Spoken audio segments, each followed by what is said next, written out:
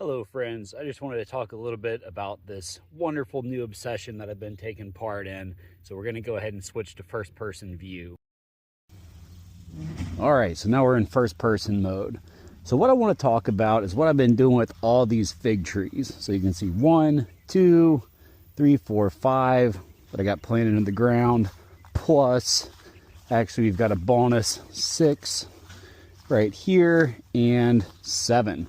So I've got 7 planted in my backyard, and then as you can tell with this little forest right here, it's a forest of pots. Fig trees, let me just give you a little bit of background on them. They're one of the 3 oldest trees that human beings have been cultivating. So you've got fig trees, you've got pomegranates and olive trees. Those are like your OG trees that people have been messing around with for thousands and thousands of years. And as a result, they've gone all over the world and kind of adapted to different climates. So you have well over 1,000 documented varieties of them. So they have the widest flavor profile of, oh, there's some dog poop, ignore that. But they have the widest flavor profile of any fruit tree that's out there, which is super cool because there's like a real collector aspect to them. So if you're a millennial, you probably had some experience with Pokemon cards. Fig trees, in a very bizarre way, are kind of like Pokemon because there's different levels of rarity. Like, for example, this tree right here is called a Coldodama Blanca Negra. Pretty rare, pretty hard to get your hands on. I got super lucky finding one, which is one of the reasons why I put it in the ground. But the fruit that it makes is exceptional in quality. And over time, like, look at these darker and lighter ones on the same tree. So it's really neat in that respect. But as you're starting to get into this, you're going to start to learn so many different things. Like, for example, we see these leaves right here. They're looking all great, green, and healthy. These ones, these are kind of beat up. Well, you might ask why. The reason is because we had these crazy windstorms that were coming through. And some of the remnants of this fence is still up, but I had a little barrier around it while this tree was getting established. And these leaves are just smacking into the barrier. So they got kind of beat up and damaged, and you see this crisping and curling as a result. But really not that big of a deal in the long run because overall the tree is super duper healthy. But as you're getting into anything like this, you're just going to be learning so many different new skills and just so much other like kind of trivia information, like the age of fig trees.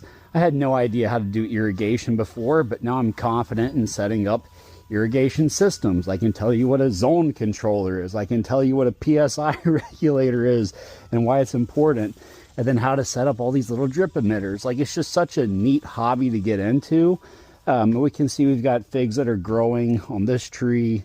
This one's actually an Adriatic JH tree. So there's a 3-minute limit on these segments. So Adriatic JH. This right here is a Beers Black that's producing more, and it can be a little bit tricky when it comes to identifying trees because there's a mixture of like the leaf pattern and the fruit size, color, shape, texture, taste, etc., etc. But they really are distinct the way that they grow. It's just so much fun getting into them. And if we go over here, I'll tell you a little story. When I first started getting into these, I didn't really know what I was doing when it came to planting them.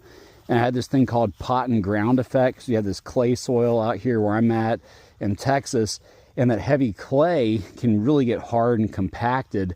And so if you plant something in the ground, the roots aren't really going to be able to spread out. And so those roots start to circle, and your tree kind of gets stunted. It won't really grow the way that it should. So I learned about this process called broad forking, where you can take this tool, stick it in the ground, lift the soil up, it kind of like cracks it and opens it up and lets air in.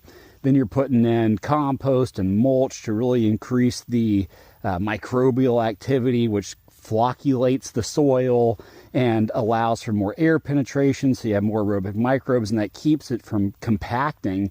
And it also makes the nutrients that are in this clay soil more available for the roots to pick up, and the trees are much healthier as a result. So past 2 years, these two have just been duds, but now they're finally growing, and it's really nice to see that. And it's kind of funny. So the fruits on the fig trees are actually, they're flowers, and they're an inverted flower, and they're called synconium. But the fun thing, especially the little ones like this, which is growing right here, call it a figlet. So that's going to be a fig. This is a Black Madeira KK, which is kind of like known as the king of fig trees, because it's supposed to be one of the best tasting fruits, just bar none in the world.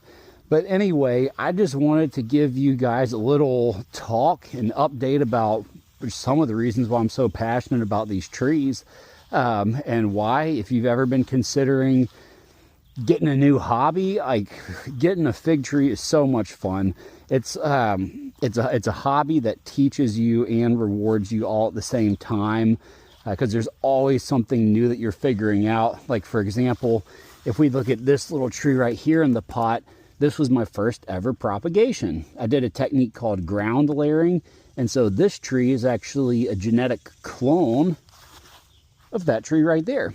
And so if you really like one of your trees and you're moving and you want to take it with you, but you can't pull it out of the ground, you can do an air layer, you can do a ground layer, you can take cuttings of it, and you can bring it with you. Like if you have a family, and maybe you want your kids to be able to carry on like a family legacy, and like they're going to move somewhere else, and if they grew up and they were around you and your trees and they love your tree, they can bring part of that tree with them and plant it in their new home. So there's just so many cool things that you can do with these trees, and they're super duper productive too. Like a fully established fig tree, depending on the variety, you know, they could be making anywhere from like low